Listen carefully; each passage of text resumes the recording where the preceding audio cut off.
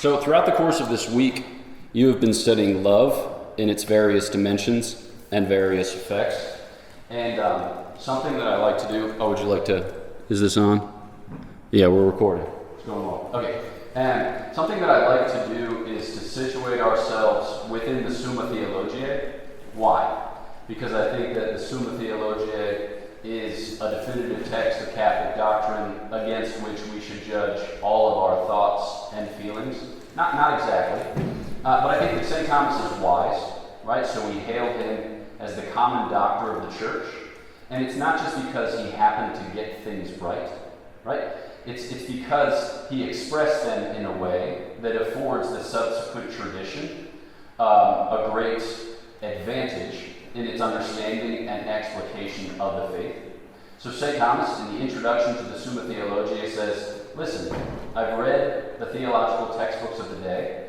They tend to be a bit disorganized, and they tend to be a bit repetitive. So I want to arrange the explication of sacred doctrine, Sacra Doctrina, as it's best arranged. And St. Thomas wasn't just like lucky, or wasn't just blessed in random or haphazard way. He had that insight, like he had a keen appreciation for reality as it issued from God and returned to God. So I like to just start with the kind of broad sweep of the Summa Theologiae, and then to situate the study of love within it so that we can focus on our particular subject matter. All right, so St. Thomas wrote the prima pars, the secunda pars, which is divided into two halves, and then the tertia pars, which he didn't complete, and you know that story. So in thinking about love, I think it's helpful to kind of zoom in on a couple of parts. St. Thomas talks first about divine love, right? So you'll recall that, the first question is about Sacra Doctrina, it's kind of like about methodology, and then he proceeds through the Aristotelian questions whereby you ground a science. So question 2, whether it is, all right, so he proves that God is, and then question 3, what it is, quits it. And he says we can't quite say what God is on account of our limitations as knowers and the superabundance of his intelligibility. So we're going to say how he is not. So then questions 3 through 11, he starts, he's not composed, he's not divided, he's not many, he's not that. He'll say things that help us to kind of circumscribe the mystery. And then in questions 12 and 13, he talks about how we speak about God, how we predicate about God. And then he starts talking about divine knowledge and will. That's questions 14 through 26, roughly speaking. So after talking about divine knowledge, then he talks about divine will, and the first point that he happens upon is love. Okay? Some of those articles are devastating. Whether God loves some people more than others, ooh, tell me more. All right, so what we're talking about issues from the divine love as its causal principle. Okay, so this all hangs upon or hinges upon or depends upon the divine love. And God is interpersonal love.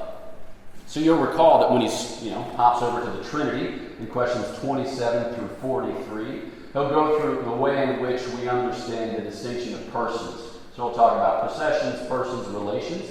And then questions 30 through 42 are all about let's drill down. And the middle kind of chunk of that, or I should say the first half of that, is personal names for Father, Son, and Holy Spirit. And he says, well, we just got one for the Father, it's the Father. He says we've got a couple for the Son, right? So we call him Son, Word, and Image. And he says we've got a couple for the Holy Spirit. Spirit, gift, and love. Okay? So actually, it might come a little earlier. Nope, 37. So we are already thinking about love in terms of the one God and the three God. All right, so God is love. We refer to the Holy Spirit specifically as mutual love of Father and Son. All right, so what we're doing isn't just a vain exercise in anthropology, as if the whole of our human life could be fulfilled by considering ourselves as an object of meditation or contemplation. We're somewhat interesting. We can credit ourselves with that. But we're not ultimately interesting. God alone is ultimately interesting. So when we situate our discussion of love, we situate it against the backdrop of the divine love, all right? The divine love of the one God, of the three God, or Trinitarian God. Okay? And then you've had some discussions of love here apropos of the passions, right? So St. Thomas, he gets into a study of the image of God, right? So you can think about the first part of the Summa is about the exemplar, or, like I'm living in Austria and Vorbild. So that on the pattern of which we are made, so that is to say God. And then the second part is about the image, all right? We who are made to that pattern, who are kind of shot forth from the divine will unto that end, all right? And then the third part is about Christ, who is both exemplar and image. That's what I wrote my dissertation on. So if you want to have a really boring conversation later, just follow up. Okay. So when we enter our discussion of man in the second part, we talk first about his end. So questions 1 through 5 in the Prima Secundae are about beatitude. All right, because in my end is my beginning. I can't know where I ought to proceed as first step or second step unless I know the last step. All right, so first beatitude. And then, we've determined that we attain to our end by some exercise of freedom. So we'll talk about in questions 6 through 10, the voluntary and the non-voluntary. And then in questions 11 through 17, we'll talk about how a human act unfolds. And then questions 18 through 21, we'll talk about the fonts of morality, object and circumstances, merit and demerit. And then St. Thomas says, let's get into the principles and acts of human free exercise. So he says, let's start with those things that we share with the beasts, that we share with the animals. And that's where he gets into a discussion of passions, or what many people call emotions. There's a huge literature on the difference between passions and emotions. I don't recommend it. Okay, so that'd be questions, he talks about the passions in questions 22 through 48, and you've talked about, so like the introductory questions are 22 through 25, but then he talks about love specifically in 22 through 28. I'm talking about joy as an effect of love, and that comes up in 31 through 34. But St. Thomas will proceed to those interior and exterior principles whereby we, as human beings, are gradually made perfect, are assimilated to God Most High, become yet more perfectly images to God who is our exemplar. And so he'll get in later to the question of virtues, right? And there you get intimations or anticipations of what is to come. Because he'll, like questions 62, 65, 68, he'll start talking about the theological virtues. And you're like, that's good. Because that's the point, all right? Because that's the point. When you think about a proximate goal for human perfection, you're like, how do I know that I'm doing things well? 1, you don't. 2, you kind of can. But 3, faith, hope, and love. All right? When we think about, like, how am I going to know that I'm actually growing the spiritual life, that I'm actually advancing towards God and in service of my brothers and sisters? It's faith, hope, and love. Okay, so he says 62, 65, 68, good stuff is coming. And then, in the Secunda Secunda, he dedicates the first 170 questions to the principal 7 virtues and then the virtues which depend upon them. All right, so that's faith, hope, charity, prudence, justice, fortitude, and temperance. And he says these pertain to all persons. And he says, I'm going to dedicate like 19 questions at the end of this part of the Summa to those which pertain to some persons. So we'll talk in questions 171 through 178 about the charismatic gifts. All right, so what he calls gratiae gratis date. That'd be like speaking in tongues, interpreting tongues, the gift of prophecy, word of wisdom, word of knowledge, mighty deeds, etc. And in 179 through 182, he'll talk about kinds of lives: contemplative life, active life. Not so much thinking there about religious life, but leading into religious life when he talks in 183 to 189 about states of perfection. And he'll think especially there about bishops and religious. So if you've been hanging out with the friars here from Slovakia and the Czech Republic, and you're thinking to yourself, I'm getting excited at the prospect of a religious vocation. This could be for me. Write these numbers down. Question 186, Article 7. If you want to get yourself pumped about a life that's poor, chaste, and obedient, St. Thomas will help you right there. 186, Article 7. Everybody close your eyes. Don't look at the people around you who are writing these things down. All right? This is, come on. No judgment here about future vocations. Okay. Right, so, and it's in this setting that he talks about charity. So that's questions 23 through 46. All right, 23 through 46. And you're thinking like, cool, we've arrived. Not yet. Because if we're going to understand this, we have to frame it in terms of divine love and divine love incarnate. All right, because not only do we have the exemplar on the pattern of whom we are created as images, but we also have the exemplar image. We have Christ who takes our nature from top to bottom and from start to finish. Wow, John Finnis just became like the omega point of Christmas. Life is crazy. Okay, moving on. I heard that Roger Jordan was here recently, so I got new natural law in mind. Right, so from top to bottom and from start to finish, so as to conduct us into his divine life. Okay, so we're not done talking about charity. And St. Thomas doesn't have a question on Christ's charity per se. But when he talks about Christ's activity, or Christ's will, or Christ's operation, and specifically when he talks about the passion of our Lord Jesus Christ, and question 48 is like a haymaker. Right? He has a lot to say about charity. Because what is it that makes Christ's offering efficacious? Love. What is it that makes anything efficacious? Love. All right, takeaway point number 2. Number 1 was, yes, you might be called a religious life. Number 2 was, love is what counts. So if you're making a determination as to what lies in your future, and you're like, I think I should do what's more difficult because it is thereby better. Not really. Difficulty is not the standard of merit. Love is the standard of merit.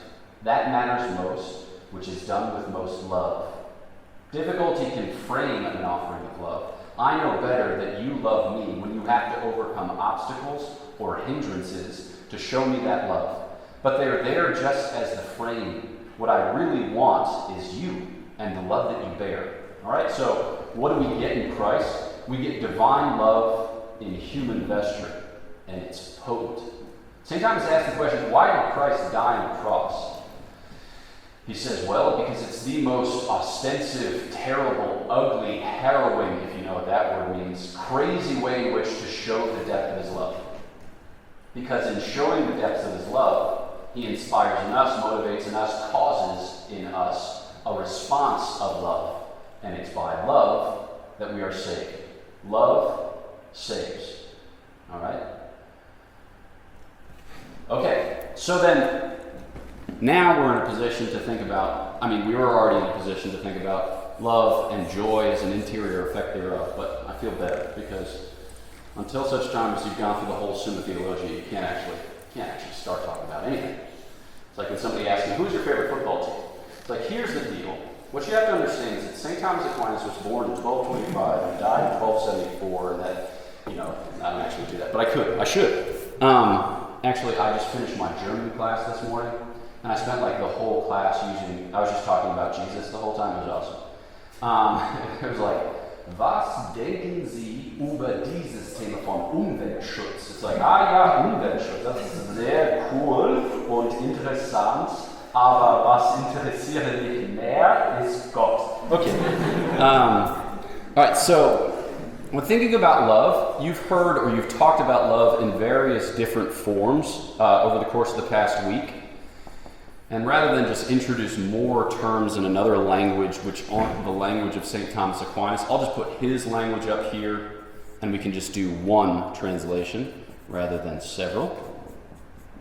So when we talk about love, St. Thomas will talk about it right here as a passion or as an emotion or as a feeling. Let's just call this passion. All right, he'll talk about, so that's amor, what you get in every Romance language. Okay, you get it in Italian, you get it in Portuguese, you get it in Spanish, you get it in French, it's the same word. All right, love. Love is a passion. And then you got dilexio, which is love is a choice. All right? So here it's the sensitive appetite is involved. Here, the intellectual appetite is involved. Is there some crossover? Absolutely. Okay. Now, when you're talking about charity, we're talking about specifically love as a gift. All right, there's choice involved, but it's a choice that goes beyond us. It's a choice that comes from without, because it's God's choice for us, which he then shares with us. And then we talk about amicizia here, we're talking about friendship, all right, which St. Thomas identifies with charity in the first article of the Treatise on Charity. And here we're talking about it as a kind of state or habit. All right, so this is, I hope, helpful for you as a kind of Zusammenfassung. So you've got amor, which is how St. Thomas identifies the passion or emotion of love as a movement of the sensitive appetite. All right, I see something appealing, it draws me. And then delectio, you see in there, if you're familiar with the Latin language, the same part or root of the word electio, just meaning choice. Right, so delegere is to choose for, so it's I choose for in love. All right, so we think about benevolence, I will the good, beneficence, I do the good. Caritas, or charity, is that gift of divine love that God pours into our hearts, whereby we cry, Abba, Father. And amicitia, it's a stable state of love, so it's mutual love. All right, I love you, you love me, and there's a common life entailed thereby. So I would say that when we talk about the joy, which is the effect of love, we're conscious of the fact that the joy will assume the quality of the love itself. All right, so we can only expect from the love the joy that it can bear. Father Gregory, that's the most confusing way to say anything. What do you mean? Okay, I just mean that St. Thomas has different words to describe what he's about. All right, so like when he talks about joy, he'll talk about delectatio. Perhaps we talk about that in the section on the passions. All right, but we can think about it as kind of like pleasure. Okay. That's the kind of joy that we can expect from the passion or the emotion of love, which he calls amor. When we have a more noble love, a love of choice, whereby I stake a claim for love of the other, we can expect a higher kind of delight, which he refers to as joy. The word in Latin is gaudium. All right, so this is delectatio, and this is gaudium. And I think my chart starts to break down at this point because St. Thomas doesn't assign specific pleasure, delight, joy to each of these things because there's a lot of overlap. Right? But I think ultimately, the joy that lies in store for us on St. Thomas's understanding is beatitude. Okay? So ultimately, what are we about? We're about the vision of God. Which vision of God draws us, right, and perfects us. So, when we talk about joy as an interior effect of charity, all right, we're in this part, and we're going to get elements of joy gaudium, because that's how St. Thomas introduces the notion, but we're looking ultimately towards the fullness of joy, right? So the fullness of joy had in the presence of the Most High God, which cannot be lost, cannot even be diminished, which fills us up from the soles of our feet to the tops of our heads, which leaves nothing to be desired, all right? Which we refer to as, like complete or plenary perfection. So, what exactly are we describing? I'm going to erase this. So, what are we describing when we're describing joy? I think we all have a kind of, basic understanding of joy. I don't know that we need to complicate that basic understanding of joy. So maybe this is all unnecessary, but you chose to come to this week, so you're here for the complication. So when we're talking about the movements of the heart, broadly conceived, whether that's sensitive appetite, yes please. Can I ask a question? Is beatitude, can we experience that sort of joy in this life? Yep. And you said that it's a state where we have no further needs? Yep. Something along those lines. Yep. So can we have that kind of in the long term in this life? Isn't this life defined by, perfection? Yep. I just see attention in that. Yep. Great question. Let me tell you if I'm going to address that specifically. Let's turn to that right now. Basic idea is, in this life, we can experience pleasure, we can experience joy, some modicum of joy. And when it comes to beatitude, we can experience, the word that I use is intimations or foretastes, but we won't experience it here and now, fully and entirely. And the reason for which is that it's bound to be interrupted, and there's a certain fear that it can be lost, right? Because we can choose against God. We can sin mortally, right? So I'll go into it more, but that's a basic sketch. and then when I go into it more, follow up with clarifications. All right, so the basic movement for whereby one attains to joy is just a movement of love. All right, so what is love in the sense of amor, but also you'll find an applicable sense of this in higher order loves. So it's a recognition that there's something out there which corresponds to me. It's a recognition of fit. Okay? So like for instance, you go to a gelateria and you see various flavors. Some of them elicit a response of love. Some of them do not. You know, like there's the one that's like all pink and blue called bubblegum. There's the one that's all like 17 colors called Superman. And you're like, that's just for American tourists. That's disgusting.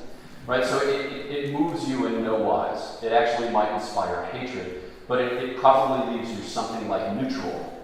But then there are other things that you see, and you're like, you know, whatever, tiramisu, or coffee, or hazelnut, and you're like, sweet Christmas. I am pumped out of my mind. Right? So you recognize in those sense goods something that corresponds to you as a human being, to your particular tastes, to your particular past experiences, and so it prompts a sort of response. But with love, all we're really saying is that there's a thing that corresponds to me. St. Thomas uses the words complacentia boni, a certain complacency in the good or of the good, or cooptatio boni. There's a kind of proportion between that thing and my nature. It's addressed to me. It corresponds to me. But then we in real time, ask a kind of question. It's not a question that we ask explicitly, but it's a question that's operative in our nature. Whether that thing is present or absent. Okay? Or whether that thing is far off or near. Oh, I did that backwards. Sorry, guys. Whether that thing is near or far. All right, so in recognition that it corresponds to me, that it's addressed to me, I then make the judgment that it's present, that it's near, and then I rest in it. That's just what we mean by pleasure or joy.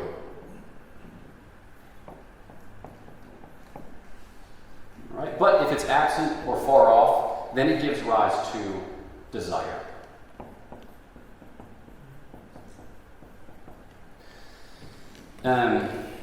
So other ways that this can be explained is like, when I love something, and that something is close at hand, I enjoy a kind of union with it. And that's all there is to be said. But when it's far off, right, rather than representing a kind of realization, it represents a kind of task. Like if I'm going to attain to it, if I'm going to enjoy it, I have to move towards it, right? I have to assimilate it, I have to attain to it, however you can best describe that. So when we're talking about joy, in its most basic sense, right, remember we had amor, delexio, caritas, and amicitia. What we're talking about is a recognition of something that corresponds to me, something that addresses me, all right, in which I'm meant to rest, in which I am meant to abide, which I'm supposed to hold close, okay? And when we, like register joy at each of these different levels, it affords for us a kind of corresponding or a proportionate fulfillment or perfection. Okay, so like when you eat gelato, you're like, that is very delicious. But then like an hour and 27 minutes later, you're like, I could have more, right? So it affords you only so much satisfaction, all right? Whereas when you like finally have the experience of a friendship that you don't fear is going to break, or you don't fear is going to betray you, that affords you a higher order joy. Because what is present to you is a good of a higher nature, right? Or a good of a higher order. Okay, so then when we're thinking about joy in these terms, what we're effectively describing is a movement towards union. All right, a movement towards union. So St. Thomas has various ways in which to describe union, but the idea is that we progress in our embrace of the good. What do I mean by that? Well, like, when you come to enjoy something, or when you come to experience joy in something, it will often, in our kind of real-time experience, it will go by steps. All right, so if we're going to attain to union, full union, we first kind of have to have it in mind, and then we have it in heart, all right, and then we have it in union. So St. Thomas has cool language and concepts whereby to describe this transformation. He says, first, there's a kind of intentional union. The thing from far off, metaphorically speaking, addresses itself to me, and it takes up a kind of residence in my mind. All right, I start to think about it. I conceive of it, or I perceive it or conceive of it. But in entering my mind, it begins to impress itself upon my heart. All right? So the movement is first from the thing to me, and then there's a corresponding movement from me to the thing. Having impressed itself upon my mind, it then enlivens or inspires my heart to then go out towards it in pursuit. And ultimately, that's meant to issue in union. So St. Thomas will talk about intentional union, affective union, and real union. Okay? So when we kind of have this experience whereby we are drawn and ultimately come into the possession of the good, there's a corresponding joy at each stage.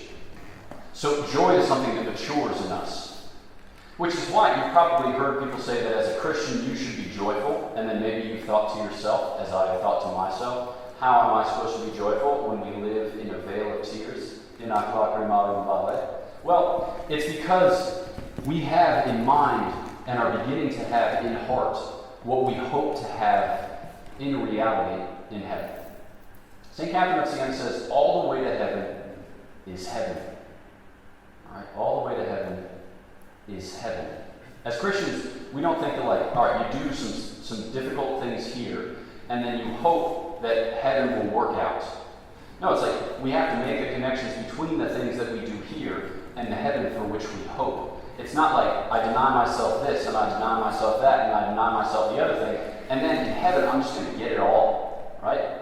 It's I give up Horalki for my entire life, and then in heaven it's just an endless supply of Horalki. It's more Horalki. No, that's nuts, okay? Because it's not a matter of, if you've heard these words, delayed gratification. In some religions it's don't do this and don't do that, but then in heaven you're going to have all kinds of earthly delights. No, that's not what we believe as Christians. We believe that heavenly delights are already at work in our lives, that we can begin to experience them, and that we live towards them. Not just for the delights, but for the union, right? For the goods themselves, for the relationship which we hope to enjoy with the God who awaits us in fullness, but is already at work in our lives. Okay? C.S. Lewis says, at the end of our days, we will look back at our lives on earth and we will recognize them. For those who end in hell, they'll look back at their lives on earth and see them to have been hell on earth. For those who end in heaven, they will look back at their lives on earth and recognize them to have been heaven on earth. So what we're seeking to live here and now is heaven on earth. And it matures by way of union. We want God. We want nothing less than God. We will not be satisfied with anything less than God. We will not content ourselves with anything less than God. Money? Not a chance. Pleasure? Better, but still. It's power, fame, glory, who gives a rip by comparison to God? That's the Christian judgment. All right, so the Christian holds God in mind and in heart and proceeds or progresses towards having him in plenary union. So then, this is when you talked about love, when you talk about the emotion or the passion of love, St. Thomas will talk about the causes of love. So knowledge, you have to know the thing to love the thing. Similitude, it has to correspond to me, it has to be like me. All right? And goodness, I have to recognize it as a source of perfection. But then he talks about the effects of love. And some of the effects of love that he lists in question 28 are exotic. It's you mean to tell me? It's one of the ones that he lists first is union, cheers. And then he's ecstasy. You're oh my gosh, that's cool, right? He gets that from Pseudo-Dionysius. This idea that in love you go out from yourself. You stand outside of yourself, ekstasis.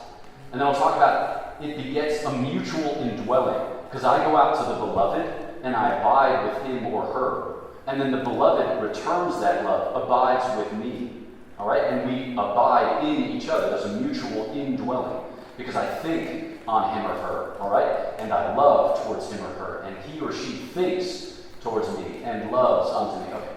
So, the trajectory is towards union. All right? And what the union that we experience at present is often, it doesn't feel much like union, right? It feels like boredom or fatigue or distraction, right? We just have to be honest about that. There's no sense in describing the spiritual life in exotic terms and then not actually checking it against your experience, all right? But that's the point of faith. When you sit in the chapel and you feel practically nothing except your sadness, your loneliness, your anxiety, it's when you say, Lord, I believe. Help my unbelief. I believe that you are nearer to me than I am to myself by virtue of the fact that you had my parents bring me to the font, by virtue of the fact that I am a baptized person. Lord, I hope that you intend to give yourself to me, wholly and entirely, that you will make of me something wonderful, something beautiful. Lord, I love that I've been called to this life, even though it's kind of hard, right? But I wouldn't have it otherwise. I wouldn't. Because I look at my friends and I can feel their emptiness. All right? We're living towards union. Okay. So then, yes. So then, if I have it good in mind, Yeah. the way towards it is painful, and I do not experience joy, Yeah. is it proof that I, one, do not truly love, or I love weakly, or two, I have a weak faith? I think it could be both. It could also be other things still. So what we know is, subject, object. We're making acts, all right? Intellectual and volitional acts towards that object. Lord, I believe. Lord, I hope. Lord, I love. But we also believe, hope, and love that the only way that's possible is by God's gift. And we believe that God is provident, right? So that God sees the whole of it. None of it escapes his vision. None of it escapes his grasp. And that God created us precisely for this. And were it not for this, he would not have created us. So God has competence over every step along the way. And that he desires all to be saved and come to the knowledge of the truth. That he will not permit us to be tried beyond our strength. That he doesn't lay traps or set snares. But that this is for our growth, right? This is for our healing. And we have to trust that it unfolds according to his providential plan. So all we can do is just take the next step. So I think that the fruits of the Spirit are sometimes a helpful indication that grace is at work in your life. So faith, constancy, patience, the things described in Galatians 5, one of which is peace, okay? But they're not an infallible indication, because we don't always know why we're thinking and feeling what we're thinking and feeling. So that's why the church's pastors mediate the church's teaching, the church's liturgical life mediates the church's graces, and we're situated within a community, a network, which keeps us sane. Because the man who lives alone is either a beast or a god, but he's not a man, right? So I think that we're always checking ourselves against, those who know better, those who live better, those kinds of things. So I'd say that if there's a particular thing that plagues you, chat it through with somebody who knows you and loves you, and maybe somebody who knows the Christian tradition well. But, you know enough to live your life, right? You have enough to live your life. God wouldn't say I'm going to set for you an impossible task because I want to watch you suffer. But it achieves no purpose. It's utterly fruitless. It doesn't correspond with the divine nature, what we believe about God. Okay, maybe 2 more points and then questions.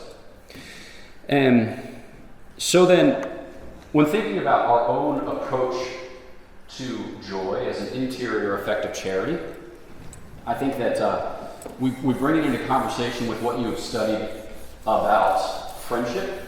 Okay, so various definitions of friendship in the tradition. Sometimes seems to benefit from Aristotle's definition of friendship. So it's a mutual benevolence with a shared life, All right, so mutua benevolencia cum communicatione. This idea of like, I will your good, I will Samuel's good, Samuel wills my good, and it's premised on some common activity. All right, so it might be like a civic friendship. We might both be invested in the betterment of the polity of Bratislava. All right, so we might work together on certain public projects because we have a common understanding that the Hadvi Palace should be renovated. All right, but it'll involve some dedicated funds. And so on account of our common experience of a common civic life, my willing his good, his willing my good, as pertaining to the common good, we have a relationship. All right, and we call that relationship friendship. So that'd be a civic friendship. We're both, kind of politicians at work in the Slovakian scene. But what we're hoping for in the fullest sense is friendship in Christ, or friendship in God. The idea is that I will the good of God, you will the good of God, but I will your good as pertaining to the good of God. Samuel wills my good as pertaining to the will of God. Or Lucas, your name is Lucas, yeah? As pertaining to the will of God. Okay, so what's the common good now? It's not the betterment of Bratislava, it's the glory of God and the salvation of souls. Okay? And then what does it mean for me to will his good? It's to will unto him the good of God for God, and his is to will to me the good of God for God. All right, so that's like the plenary sense of charity is that I'm the subject and I'm willing this object, God. He can't be objectified, but we'll get to that later, or never. Unto God, right? Because God can't be used, he can only be enjoyed. That's a crazy concept that I still don't really understand. So when we think about the joy that issues from that embrace, okay, we're thinking about a joy which is something that's genuinely shared. Which again, I have difficulty conceiving of. Because I think that when we conceive of most goods in our human experience, we think of them as like pizzas. All right, so there's a pizza here. It's got 8 pieces. If I have a piece, that means there's only 7 left. There's like 55 of you, so good luck, okay? But when I cash out, I diminish the common good in a way that makes it less communicable. At least that's how we think. But with love, charity, and the joy that issues from it, that's not the case. All right? Because we're not talking about material good, which is diminished by our participation in it. We're talking about an immaterial good, which is enriched by our participation in it. If you've ever read the Divine Comedy by Dante Alighieri, in Purgatory, on the second rank, you meet the envious. They have their eyes sewn shut as tears stream from the corners. And one of the souls speaks to Dante about their punishment, and he says, "Here we learn to say no longer mine and thine, but genuinely ours. Here we learn that God can be shared." Not in like a, I'll take less so you can have more, but in the sense of I'll take more so you can have more. I want God, nothing less than God. God in his fullness, God in his entirety. And in giving himself to me, God makes himself more communicable to you. You can think about this, especially, you've had the opportunity to attend the Holy Mass, to have your confessions heard. When a grace is given to a priest of Jesus Christ, that grace is multiplied. Because that man's life has been shaped in such a way as to multiply grace. All right? A priest doesn't say, I'm going to hoard up graces for fear that the people of God ask me for something. I'm going to spend all my time at a great distance, lest they diminish my great stores of grace. No, he knows that his life is a life to be poured out. And in being poured out, he is thereby enriched. That's weird. It's a strange algebra. It's a strange mathematics. But you can begin to appreciate that what we're talking about here is a joy that's inexhaustible, a joy that cannot be used up, a joy that cannot be lost or cannot be diminished in its fullness in beatitude. Okay, so what are our takeaway points, or what are the particular things that we are striving for? We're striving to love God and those whom God entrusts to us, our neighbor in the biblical sense, our family, our friends, our colleagues, the people with whom we commute, whomever else. Today, I was in seat 20E of a Flixbus, and there was a couple next to me who were cool, and then there was this gal next to me who was working through some things. And that was my hour and 7 minutes. I don't know what it means to love her, but part of the Christian task is to be at least curious about that. You know? At the very least, to be curious about what would it mean to love her? I don't know. I don't. I fell asleep. I took a nap. So, right. So I think that one simple way to describe love, love of friendship as begotten in us by charity, which wells up all the way to God and comes to its perfection in heaven, is to hold in mind and heart, to be held in mind and heart,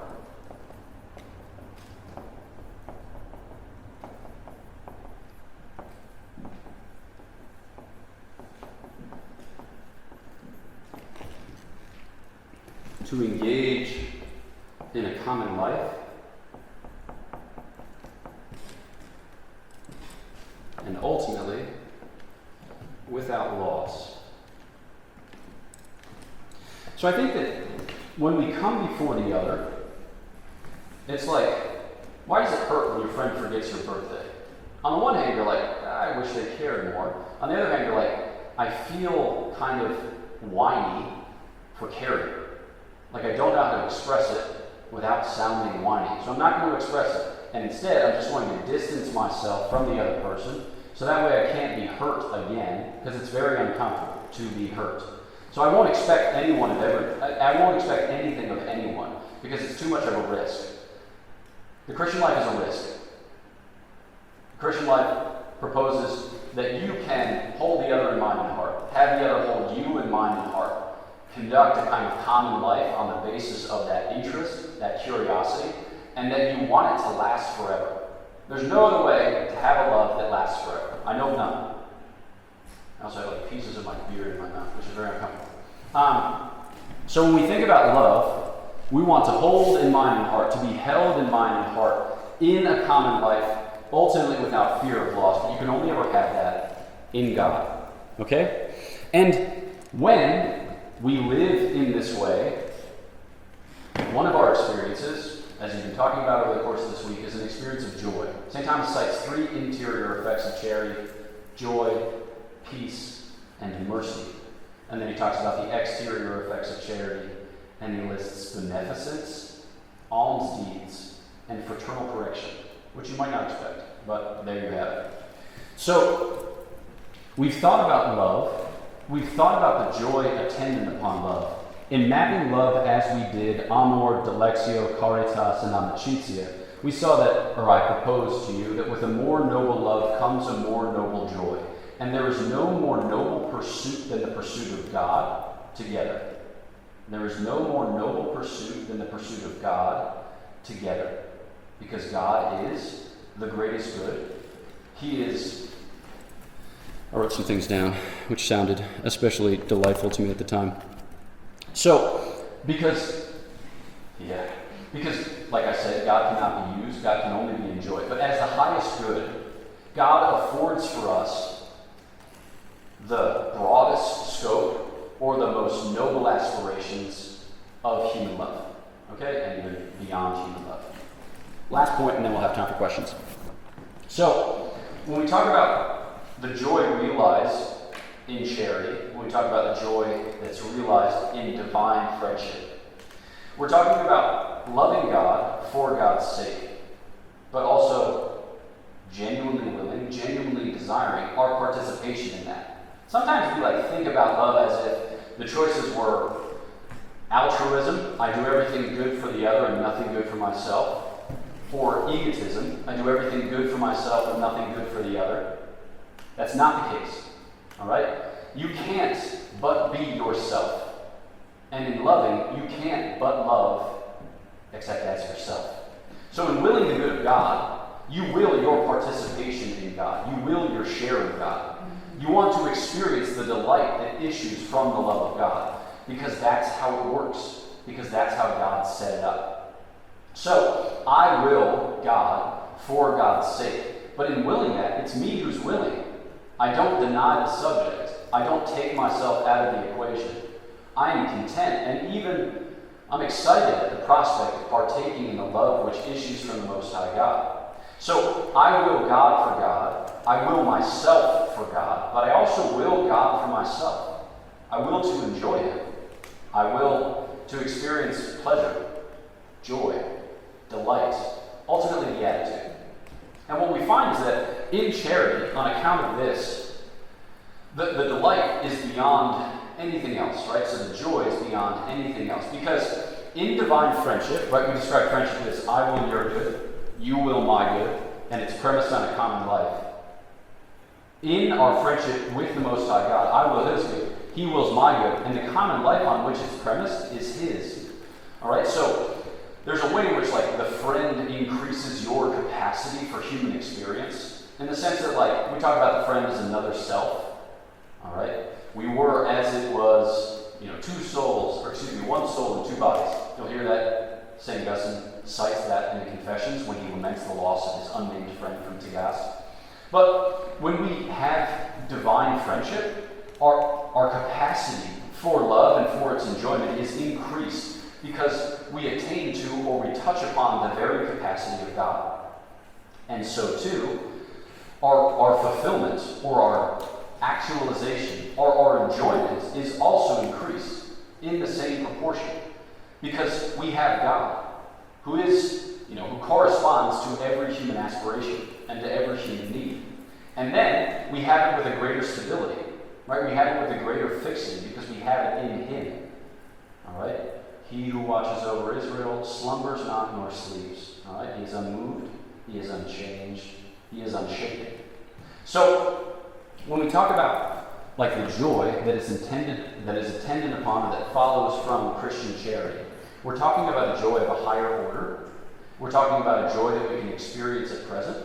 We're talking about a joy that we shouldn't retreat from because it sounds to us like self-indulgence, because we've heard it said that Christians should do hard things and unpleasant things because that's what's required of them in order to be sacrificial in their outlook. No, we're talking about what God intends for us as the fulfillment of our human nature. Not this is like, God just wants you to be happy, so have as much gelato as you want. No, God wants you to be happy. So that means fixing your gaze on Him as He fixes His gaze on you, as you seek to conduct a common life without loss, from which issues joy.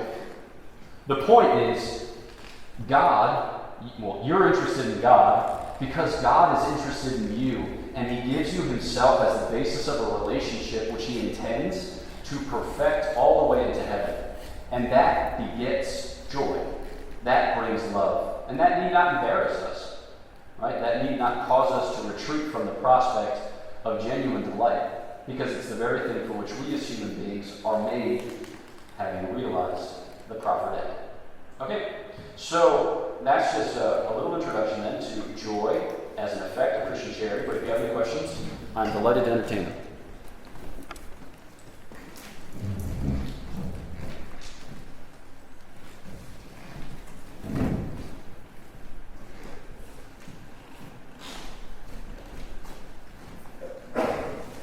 Father Gregory, I would be interested in the third point, common life. We are to cultivate the relationship or friendship with God and share common life.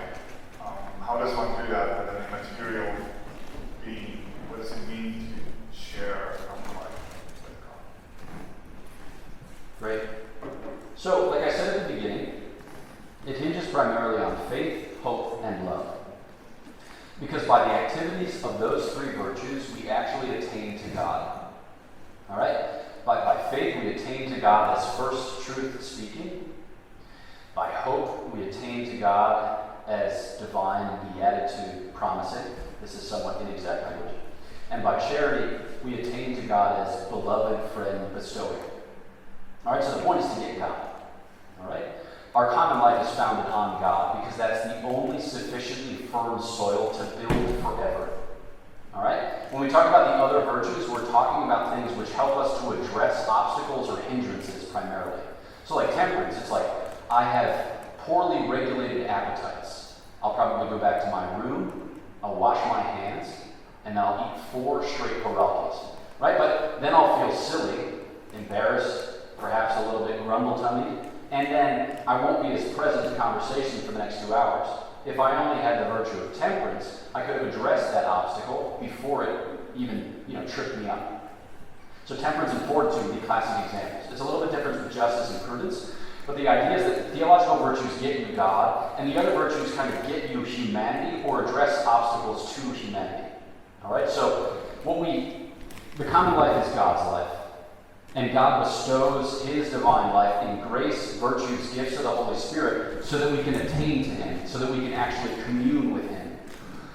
But that's principally an invisible life. Given our embodied nature, God goes further still and blesses us with His Son and with His sacraments, so that our advance towards Him might progress through all available human needs. God gets close to us so that we can get close to Him. We might think ourselves alienated because this invisible world seems so far off, it seems so distant, and Christ comes as close as He can. And then He perpetuates His presence or extends His presence through the sacramental life of the church, so that we know, beyond any shadow of a doubt, that when you enter a church, you should genuflect towards the tabernacle. Right? You don't walk in and say He's kind of present there, but He's also kind of present everywhere. Maybe I should do a spinning genuflection. It's no. He's there in a peculiar way, in a particular way. God reveals Himself and mediates Himself so that we can have contact. So that in that contact, we can partake of the life which He intends to bestow in abundance. Yeah, so a lot of Christian questions, the steps are pray, make good use of the sacraments, introduce a little penance into your life. How can you cultivate those theological virtues? Pray, sacraments. It's the same Christian life that you've heard described a million times. But it's not just a list of things. It's the way in which God makes Himself available for this common life. God wants this common life. That's why He created us. That is the end to which. And so these means are articulated or arranged hierarchically unto that end. Right, as facilitating. Yeah. Thank you, Father, for the lecture. And I would like to ask you about you just briefly mentioned that it's not possible to objectify God, but then I think you didn't get back to that. So if you could just elaborate on it. Yeah, sure. In our friendships, you've probably heard this threefold Aristotelian distinction between the useful good and the pleasant good and the noble good. Right, so the bonum utile, the bonum delectabile, the bonum enestem. God is the most noble of noble goods. Okay, so usually in our friendships, it's here's me, here's you, here's soccer, or football, or whatever we call it here. All right. And this is kind of a medium of our friendship. But we kind of reach down to that and we pull it up into a human culture. This would be a useful good, this is a pleasant good, right? Or let's say that we work at the same firm. We work at the same company.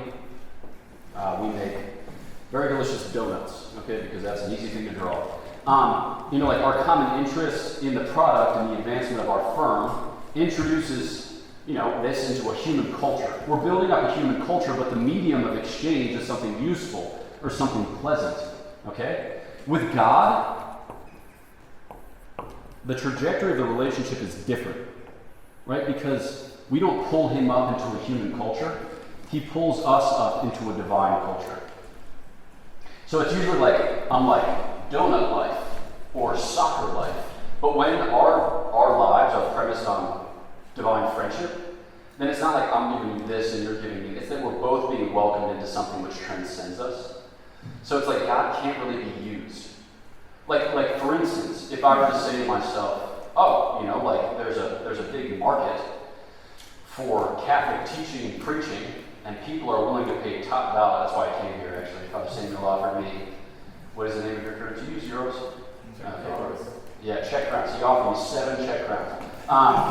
Right, so, if I noted that, and then that was the reason for which I preached and taught, you could see how that gets it upside down. It's a perversion.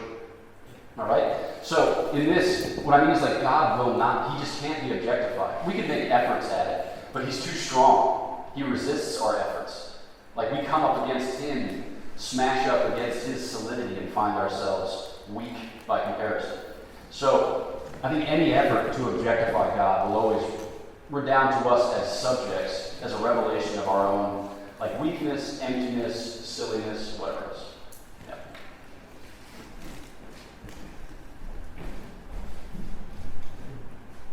So I want to come back and expand a little bit on my previous question. So I understand, of course, that some of the main assumptions or conclusions of the Christian faith is that it's all about beatitude, and beatitude is theoretically unlimited. Heaven is limited in this life, but we can have glimpses of it. So I understand that. And then on the other hand, I want to compare, and I understand this is kind of the nutshell of our faith. This should be kind of our basic mindset when evaluating decisions in some way, making decisions. And then I want to juxtapose that and contrapose that with economic theory and economic thinking, which is a very common mindset that we are taught, some of us study at universities. And the economic mindset says that we are human beings, our wants are unlimited, resources are scarce, so we have to make some choices about which needs we're going to try to satisfy. And basically, we should be trying to maximize our needs and pursue in some ways our self-interest. And of course, that these set of assumptions and conclusions that drive economic theory are very much limited, and they are wrong compared to what we said previously. But then it also seems that economic theory is quite useful in ordering human affairs. We want to have economists, we want to have business managers, we want to have economics seems useful. So I want to ask you, how can we kind of think about economics, if you have any thoughts on that, and on the notion of self-interest and maximization of self-interest in a kind of, I'm not sure how to put it, what part of that sort of thing can be helpful and healthy and can be reconciled with the basic tenets of a Christian mindset? My first thought is that I think that when you keep the distinction between material and immaterial goods in mind, then I think that I don't know anything about economics, and unfortunately, so I don't know how helpful I'll be. But I suspect that economic theory hinges upon an understanding of goods as scarce, limited, quasi-material, whereas the type of economics that we're describing here, apropos of divine friendship, is of a different order.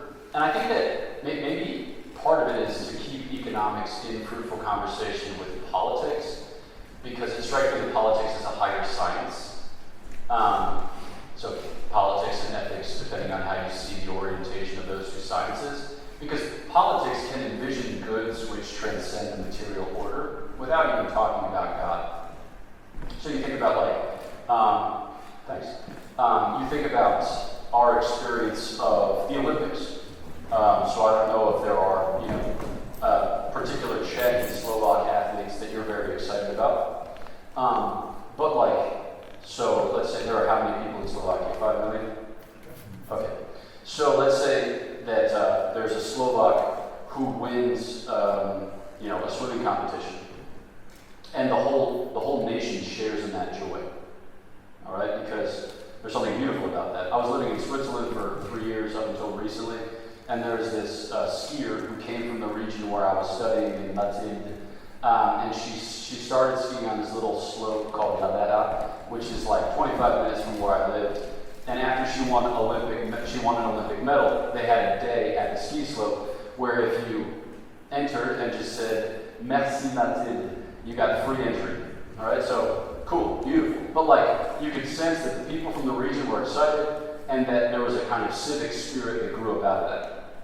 Now I'd say that there are 5.1 million people in Slovakia. All right, so there's something in the order of 2% more people. All right, does that mean that each individual who shares in the joy now only has 98% of the joy that he or she had previously at the recognition of this victory? Because when you think about it, there's just one victory. But now it's being distributed over 5.1 million people instead of over 5.0 million people. I think all of us would say, no. I mean, America is, it's a country of 330 million people, and we can lose our minds pretty darn well when one of our athletes wins. Maybe we have a kind of strange appreciation for certain Olympic successes, or we ought to appreciate them more, but I think that at least on the micro level, you're not going to lose the spirit of celebration if more people partake of it. You remember when Iceland was really good in the Euro Cup, maybe like 4 years ago, and the team came back after they made it to like the round of 8, and like a third of the country was gathered in Reykjavik to welcome them back. It's like the fact that there are more people there made the spirit of celebration like more keen or more pronounced. So I think that like politics, specifically when it comes to the common good of the family, the common good of the polity, the common good of the worshiping body, as we would say in politics, or of the church, as we would say in theology, gives us a sense that what is the common good? It's the order of the relationships, which redounds to higher ends, in effect. Like the family is for the polity in a certain sense. The polity is for the church in a certain sense. The church is for God, who is the common good of the whole universe. So I think that maybe in keeping economics in fruitful conversation with politics, apropos of common goods, immaterial common goods, which are not diminished in being participated, but are actually enriched in being more widely distributed because more good, that might be, something fruitful. But yeah, I'm sorry, I just don't know that much about economics.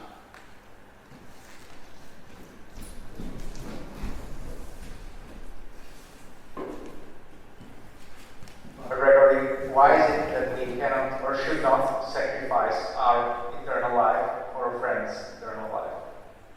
Great question. All right, so St. Paul has thoughts about this. St. Therese has thoughts about this.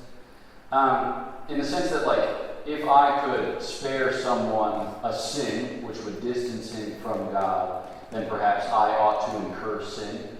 Is that the idea? I'm actually reading a book which is not unrelated, called The Master of Hestviken. That's like the old title. The new title is Olaf Odinson. But it's the second medieval novel of Sigrid Undset. So she wrote Kristen Loughran's Daughter, for which she won the Nobel Prize, and then she wrote this.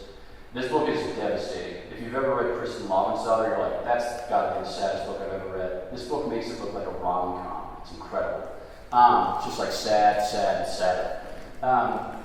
So there are certain things which cannot be done, all right? And the reason isn't because of arbitrary rules that come from without, right? It's because they can't be ever deployed for good reasons, all right? So maybe you've heard this language in Catholic moral theology of intrinsically evil acts, all right? So the idea is that there are certain activities that don't admit of good, like, intentionality. That's not the most helpful way to say it, but what I mean is that. Thanks, I appreciate it. And take the red one, yeah? Yeah. Okay, so in the Christian tradition, especially in the patristic church, you have 3 big sins which require a prolonged penitential practice. Those sins would be apostasy, the denial of the faith, adultery, right, so stepping outside of marriage, and murder. And it's like in part against the background of the pastoral practice, but then the doctrinal meditation, especially of St. Augustine on lying, that we get this tradition of intrinsically evil acts. The basic idea is there are certain things that you can do which are morally neutral, or like morally good-ish or morally bad-ish, but in light of some further ends, they are unequivocally good. Okay? So like, if I kind of go around the room and look for like something that's fallen to the ground and then pick it up, that's like, I found a stick bag. That's a morally neutral act until such time as I reveal my purpose for it. It's like, because the janitor at this place is one of my mortal enemies, and I want to point out every flaw he's ever made so that way he never, ever contract his services again. It's like, wow, you're a psychopath. Right, so, or if I were to say, like, because I'm very ego-conscious, and I think that we should, it's like, okay, that's morally neutral. But then if I were to say, because, like, I can do this with love, because I realize, cleaning a place like this must take 1 billion years, so everyone's got to pitch in and, like, actually really like that janitor. So you see the end is what shapes the moral act. So I talked about wrong pen, Gregory. perish the sight. I talked about prima secunda, and I mentioned the fact that after 1 through 5 on Beatitudes, 6 through 10 on voluntary and non-voluntary, 11 through 17 on human action, you have 18 through 21, really 18 through 20, 21's on merit and demerit, about the fonts of morality. That's where we get this language of object and circumstances. All right. So when we talk about an intrinsically evil act, we're talking about something that has for its object what will never correspond to human flourishing. Ever. No matter what you have for your end, it's like, yeah, I killed a guy, but like, he was looking at me funny. You know, it's like no matter what you have as your end, it can't be done. Murder of the innocent. All right? You can kill the non-innocent, defending yourself by lethal force, protecting your nation in a just war, executing a criminal as deputed by the state, but you cannot kill an innocent person, scapegoating, for instance. So why can't you commit sin so that another not incur it? Because you, as an agent, as the protagonist of your Christian life, only have control over what you have control over, which is to consent to and cooperate with God's grace. And committing sin is the type, so sin qua sin can never have a good end. You can't choose sin under the aspect of sin for a further end of sparing someone else. And the reason I would say it's in the background is that we are not architects or engineers of reality. We are subject to divine providence. So all we can do is live our lives with a hope that God will give us himself and that he will give himself to those whom we love. And we trust that that goes by way of our good agency, not by our manipulation or control over the situation, right? Which is why, like, when the Nazis knock on your door, when the Gestapo knocks on your door and says, do you have Jews in your basement? I don't think that we, within the Catholic moral theological tradition, should ever encourage people to lie. We should never say that formulating an untruth is a good thing. It's not a good thing. You might get stressed in the situation and say, no, that's a venial sin, which is like that important, okay? But I don't think that we should craft a moral theory that says, go for it, because that's not what we're supposed to do. I think that we're supposed to be more creative and more intelligent, more prudent. I think that when he knocks on your door, you say something like, you're going to come in or you're not going to come in. Like, what I say doesn't really matter. So, like, would you like tea? Or, like, your shoes are a little bit dirty, I just vacuumed, you might prayerfully consider taking them off. You know, it's like, whatever. You're going to shoot me, let's just get this over, you know? But I don't think that we can lie. Will I be that cheeky on the day that it comes? No. I'll probably wet my pants and say no, and that'll be a venial sin. You know? So I don't think that we craft a moral theory in such a way as to pervert the nature of things. Yeah. Time for one last question. I'm sorry, talking too long. How do I know that I'm experiencing beatitude in this life? And if I never do know that I'm experiencing beatitude in this life, would it still mean that I end up in heaven? Yeah, so same time as ask the question, prima secunda, question 1 of 9 in the treatise on grace, extrinsic helps, whether we can know that we're in a state of grace. And he says no, but also kind of. The but also kind of is because you can have indications that grace is at work from what you observe. So in a sense, like, have you been to confession recently? Are you aware of any grave sins since you have been to confession? Okay, you're probably in a state of grace. Or like, do you pray with fidelity and constancy? Do you make good use of the sacraments? Do you have Marian devotion? Is there some modicum of penance in your life? Do you have Christian friendships? Are you invested in your local family, holiday, church? Like those things are indications that there's something at work in you for which you cannot account other than God. Because it's like, left to our own devices, we're just not capable of that much. We can, like, it says St. Thomas, plant vineyards and build roads. But like, whatever, who cares? So I think it's like, the type of certainty that we have regarding the trajectory of our life is a certainty of tendency.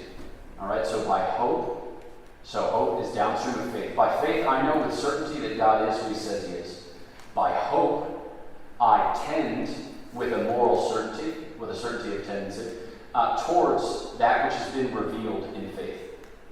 And in love, I embrace at present what I hope to embrace in the future, now, through a mirror darkly, then face to face. So, yeah, we could all be deceived. There could be no extramental reality. We could all be Leibnizian monads and sensory deprivation chambers entirely cut off. But, like, probably not. So I think that, like, at a certain level or in a certain way, we make most sense of our experience by taking it as it presents itself. And, yeah, I think the Lord supplies us with what we need